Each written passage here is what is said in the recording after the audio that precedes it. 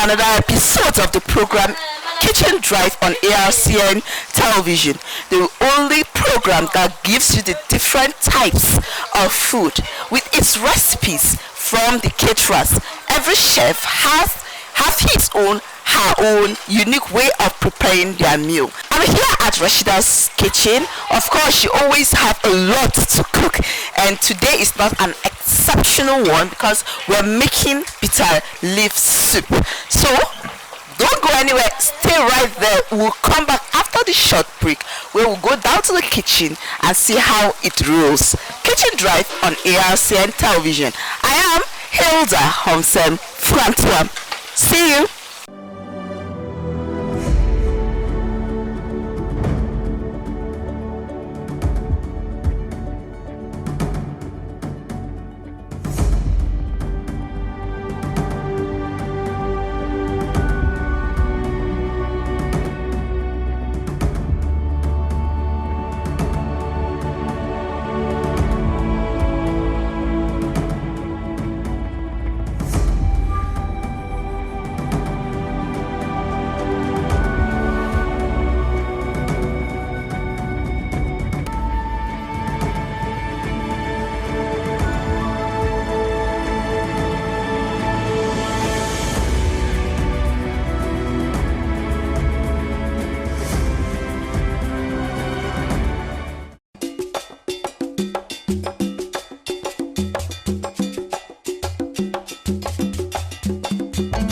Welcome back.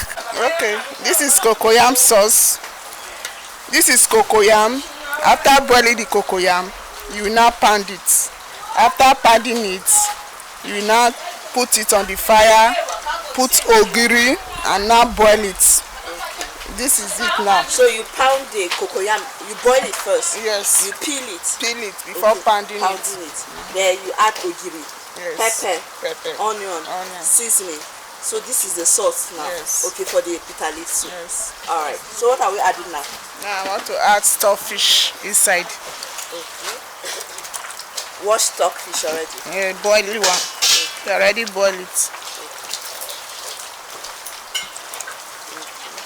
Did you boil it with anything? Boil it with seasoning. Okay, with seasoning.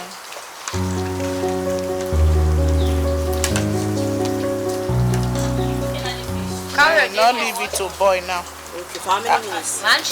Like 5 minutes before we add the bitter leaf inside. Okay, so this is the main sauce of the bitter leaf. Yes. All right. So Kitchen Drive on ARCN TV. We have here boiled cocoyam. She boiled it, peeled it, pounded it. After pounding it, she now added her seasoning, pepper, onions, ogiri into it, and she cooked it. She now added stockfish to it, and she covered it. We're covering it for at least 5 minutes before the other process will continue.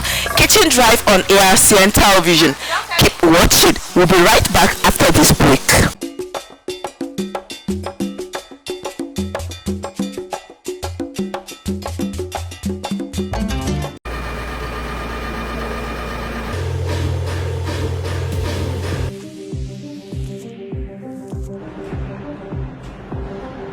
Would you eat synthetic meat?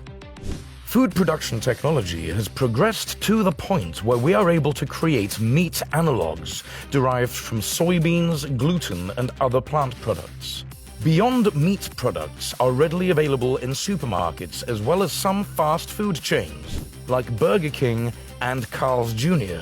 If this plant-based imitation meat isn't your thing, you can simply get your protein elsewhere. Food cultures around the world have heavily featured plant-based meats such as tofu or falafel for hundreds of years. But synthetic meat is not plant-based. It's meat. Lab-grown, artificially produced meat. Thanks to recent innovations in food production technology, consumers may see lab-grown meat in their supermarket aisles very soon. Numerous companies around the world, such as Upside in the United States and Future Meat in Israel, have been hard at work getting ready to bring their lab-grown cultivated meat to the masses. For the first time, they'll be able to say, no animals were harmed in the making of this meat product. Real meat, not harming animals. Instead, workers cultivate small clumps of animal cells in large industrial-grade vats over a period of weeks. During this time, these clumps of cells are grown or cultivated into muscle tissue or meat. Effectively, this means that Upside is able to manufacture real meat in this facility without harming any animals. But how exactly is this done? The first step of this 2 to 8 week process is extracting the cells. After giving an animal a small dose of anesthesia, they extract a small amount of cells from it. These cells are then placed in bioreactors, large steel vats designed for cell culture applications. Inside these vats, scientists can grow tissues or cells far beyond the cellular level. Inside the bioreactor, these cells are fed an oxygen-rich cell culture medium or nutrient broth to further promote their growth. This cell culture medium aims to simulate the environment inside an animal's body, and thus contains nutrients such as amino acid, vitamins, and glucose. This nutrient bath encourages the cells to grow normally as they would inside the animal. Eventually, once these cells have multiplied enough, they turn into muscle tissue or a mass resembling ground meat. To shape the tissue into specific cuts of meat such as chicken breast or a prime cut of steak, scientists introduce fat cells and connective tissue cells into the culture. This isn't just for show either. The fat cells and connective tissue enhance the cultivated meat's overall flavor. Scientists can even control the nutritional value of the meat by altering the nutrient broth the cells are bathed in during the cultivation process.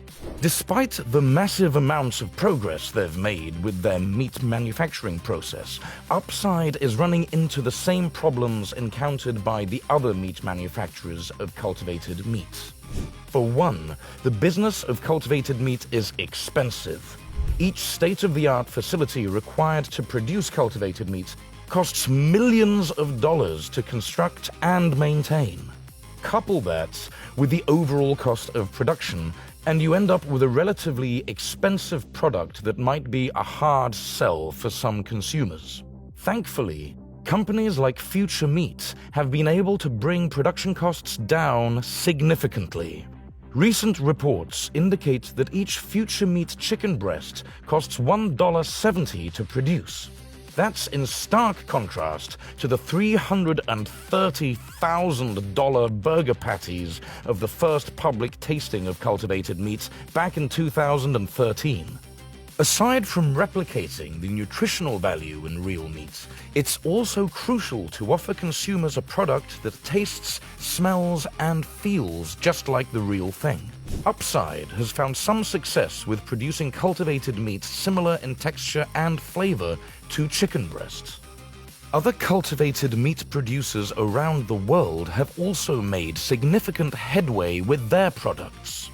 For instance, the Tel Aviv-based food tech startup Supermeats hosted a well-publicized taste test for Israeli food journalist Michal Ansky. Despite Ansky's refined palate, she was unable to distinguish between traditionally grown chicken meat and Supermeat's cultivated product. Once the cultivated meat industry takes off, we may finally be able to rein in the increasing environmental cost of feeding our world's population. More than a third of the world's greenhouse gas emissions come from the food production industry, with a large chunk of that attributed to meat production. By offering a cleaner, lab-grown alternative, we may be able to mitigate the growing stress our ballooning global population is placing on the environment. Along the way, we might even be able to get cultivated meat similar in texture and flavor to Wagyu beef. That would be quite the delicious bonus.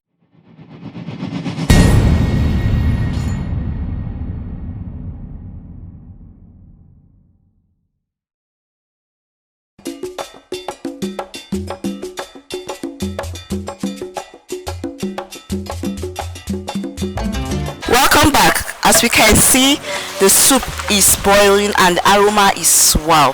So what are you going to add now? This is crayfish now. What to add to it?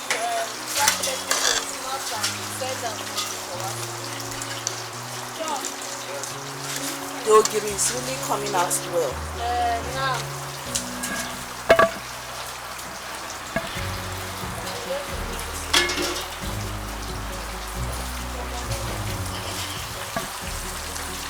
So this is the bitter leaf now. Okay, washed already. Wash already.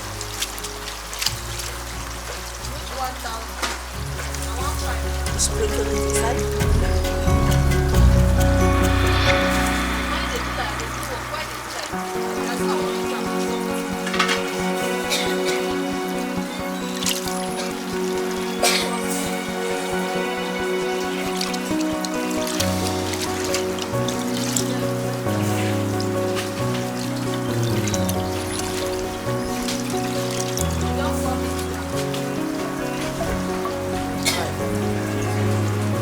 Not done it.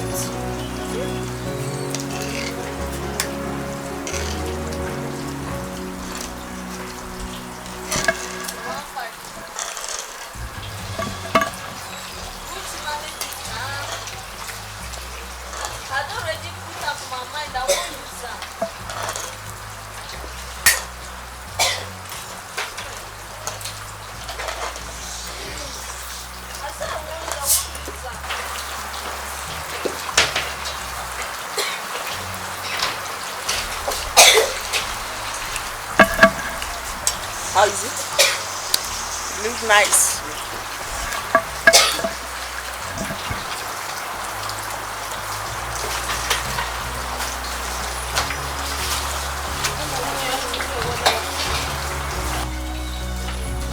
So we're leaving it now for some time too? For like how many minutes? Like 30 minutes. Like 30 minutes. I will not drop it. Oh, that is all. Alright, so this is the preparation of bitter leaf soup. She has just added the bitter leaf and she had to taste of it to see if everything is okay. She said it's perfect. So we're just going to cover it and allow it to cook well for at least 30 minutes.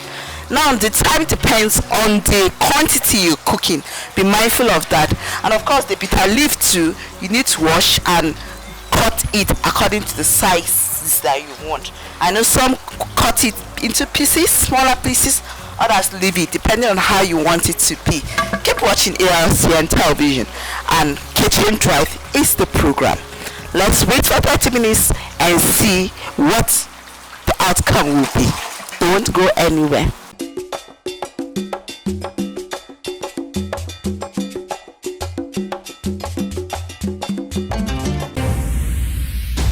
The Agricultural Research Council of Nigeria (ARCN) coordinates the activities of research institutes and is responsible for supervision, regulation, coordination of research activities and programs of higher institutions in Nigeria.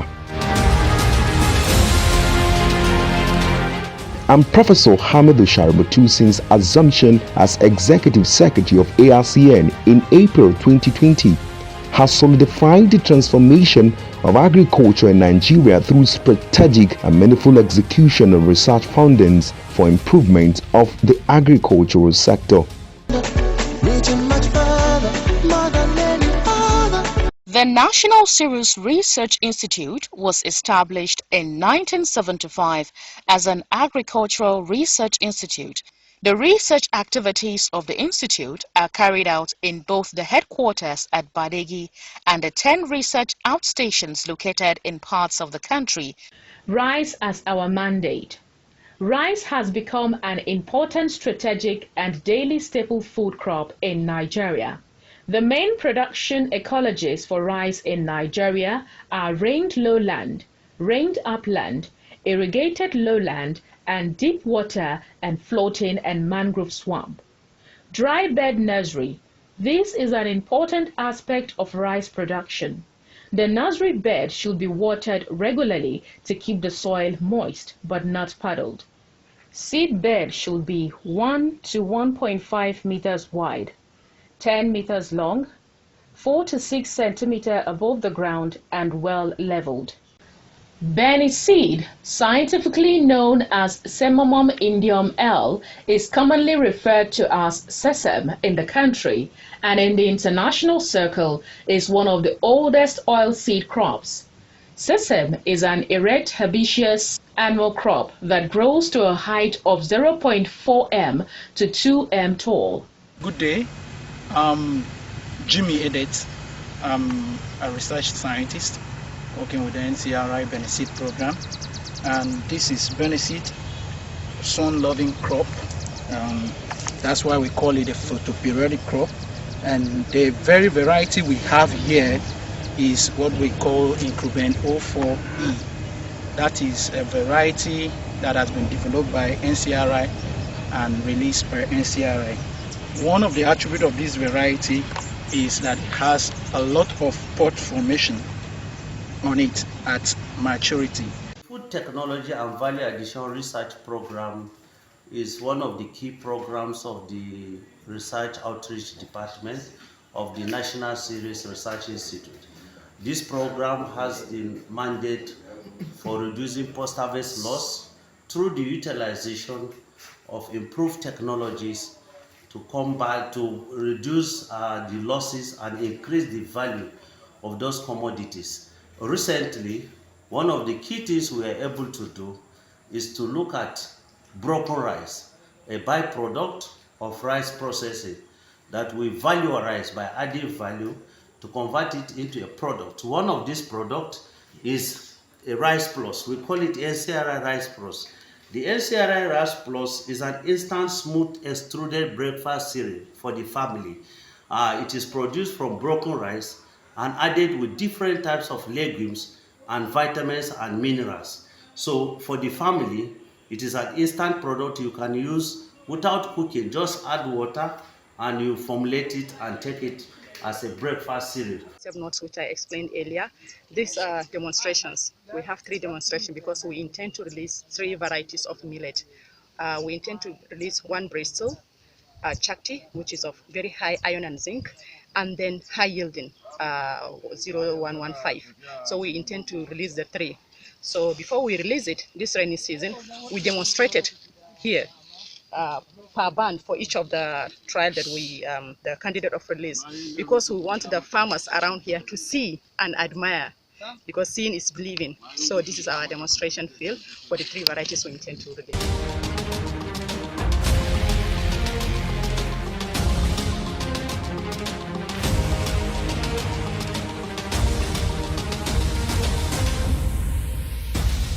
Since then, Professor Shaributu has operated as visionary captain by restoring the council's glory with the first ever agricultural television and radio station in Nigeria, with well-equipped studios parading state-of-the-art equipment.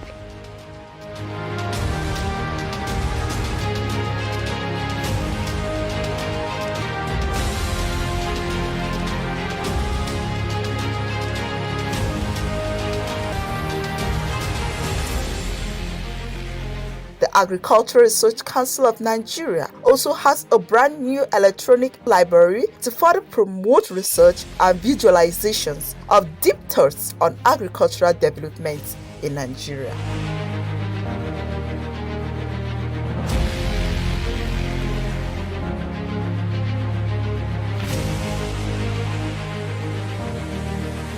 The museum, located in the Senator Abdullahi Adamu Center, is an agricultural museum saddled with the responsibility of keeping records of agricultural findings, discoveries, researches for continuity and history purposes.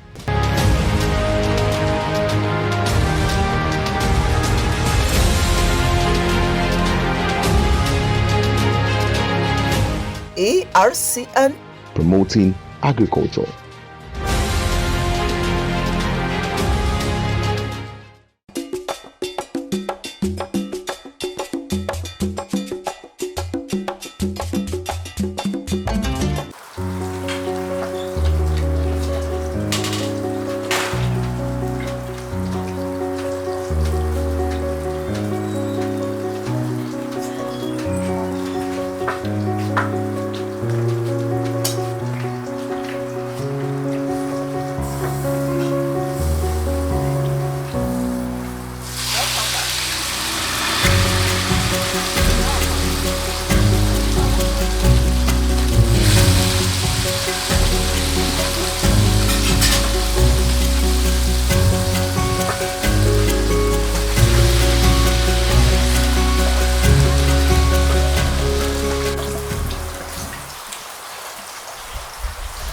You keep on stirring.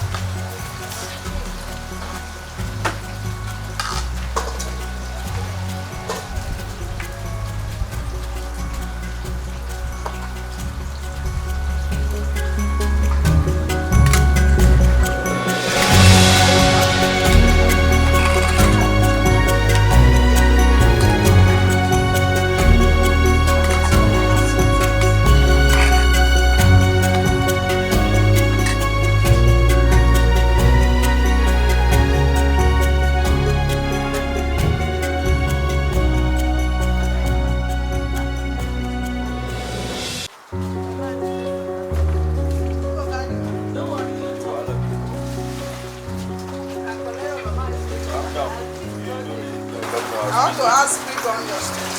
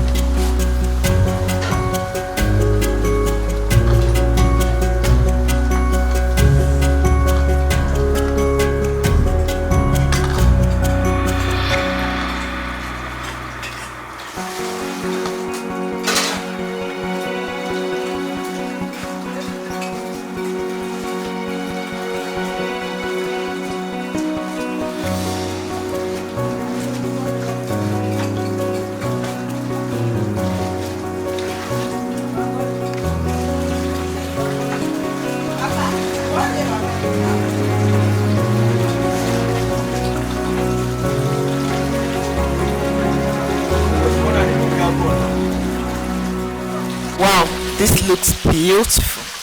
And the pepper and the spring onions really garnish the soup. So it's ready now. It's ready now. Ready to be eaten. Oh my god. I know what? This can be eaten with all kinds of swallow. Pounded yam, semovita, wheat, rice, just name it. And it's good for all ages. And good for any body size.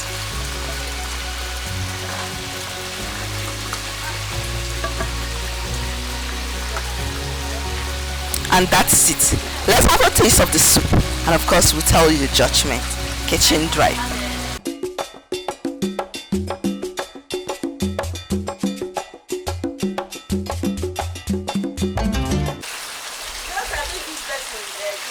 And this is nice because the pepper is quite out, the bitter leaf is also out, and the cocoyam looks nice.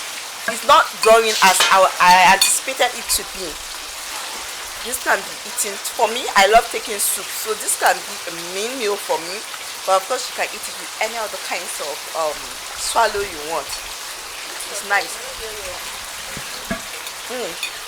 This is the only program you get to know and learn different recipes of food. I mean, Hilda Hamson Plant, I'm urging you to watch more of our program and eat good food. This is the only thing and offer that you have to do for yourself.